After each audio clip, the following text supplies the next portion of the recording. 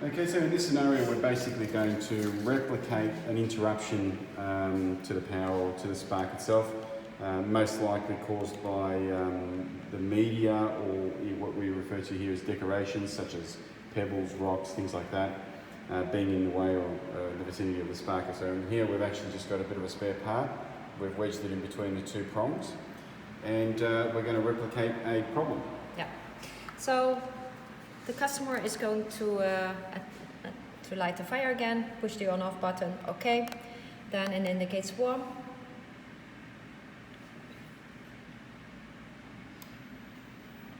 The box is going to do its thing. Yeah. You hear the click, and normally the spark should come in, but there's no spark coming in. No, in fact, there's even tiniest little spark on the bottom there where it shouldn't be. Yeah, exactly. So you hear the beep. So you know it's in the second phase, but there's no spark coming in. So in this way we know there is a problem in phase 2. So what are we going to do? Check the wiring, also check the cable connections of the receiver. Is the blue cable on the left side? So here we have the blue cable on the left side, so that's okay, yes. Then switch on the fire and check if the receiver is sending a signal to the ignition transformator.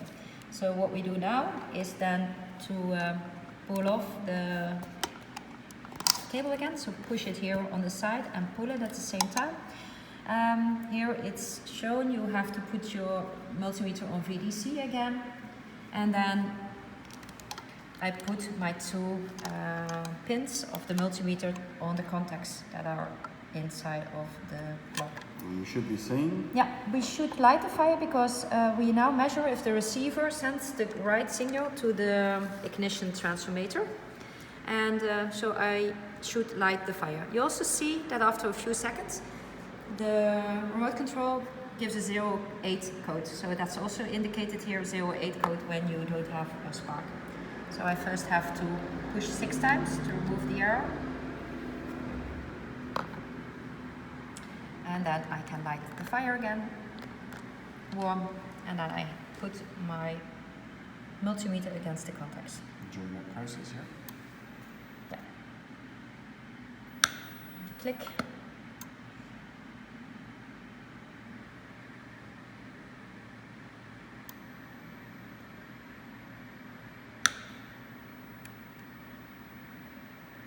You see on the multimeter that I have 185. You have to check the multimeter. Yeah, got that.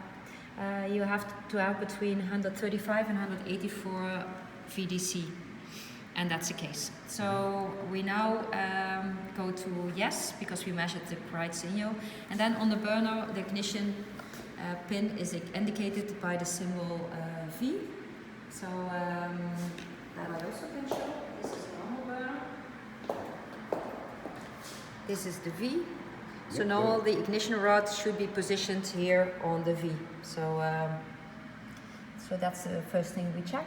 And the other one is check if the ignition rod is like between 5 and 7 millimeters away of. So going back to this, sorry, both of these rods should be positioned in relation to that burner. Yes. So both of these rods should be positioned here and here. Yeah. This is V from vonk, it's Dutch for ignition, spark, and the two big I's are for ignition, for ionization. So that's the ionization. Okay, no problems. Rod. Yeah.